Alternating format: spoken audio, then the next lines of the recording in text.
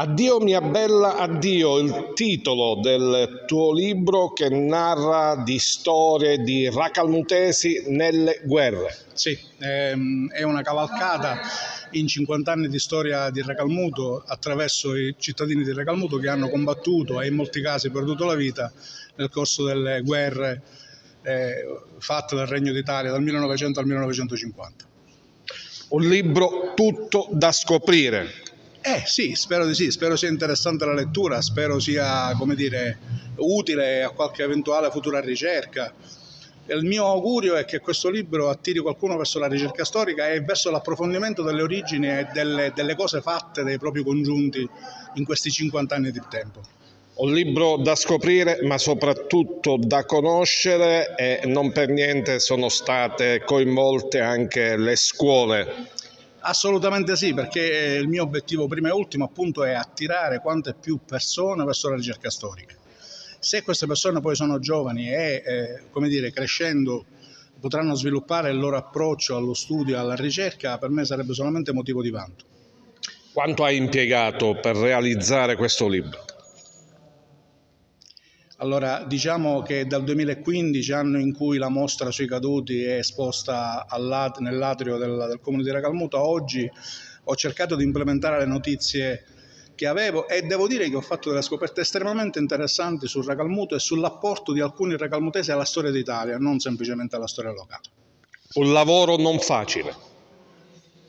Divertente, non facile perché le fonti in molti casi erano, come dire, da cercare per vie traverse, non direttamente, però tra le informazioni mediate dalle famiglie, tra le informazioni mediate attraverso i canali ufficiali, tra l'utilizzo di un po' di libri, insomma sono arrivato a fare un lavoro che spero sia interessante. Sindaco, addio mia bella addio, un libro da conoscere e far conoscere. Assolutamente sì, io direi quasi un libro da studiare. Dobbiamo ringraziare il professore Luigi Falletti perché ha fatto un'opera importantissima sul piano storico per questo paese.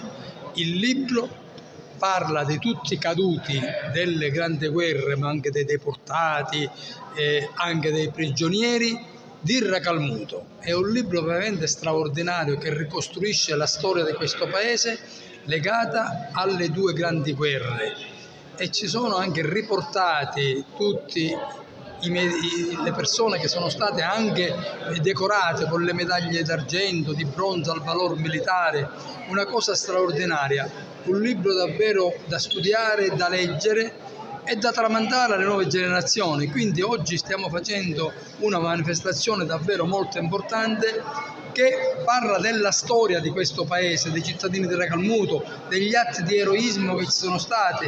Pensiamo a Suor Basarocco, a Luigi Scimè, insomma personaggi davvero che hanno dato la vita per questa nazione, per la libertà e per assicurare un futuro ai giovani. Quindi i giovani hanno il diritto-dovere di conoscere la storia e di studiarla e di tramandarla ai posteri.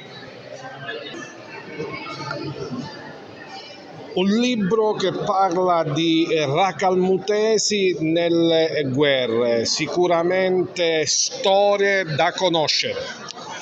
Un lavoro importante fatto da Luigi Falletti che ha lavorato spulciando un mare di documenti, di archivio in tutti i posti possibili, ed è un libro importante perché dà dignità e memoria storica a tutti coloro che da questo comune hanno partecipato sia al primo che al secondo conflitto mondiale. Ma la narrazione che ne fa l'autore fa diventare questo libro, non vorrei dire un romanzo, ma è scritto in maniera tale che appassioni.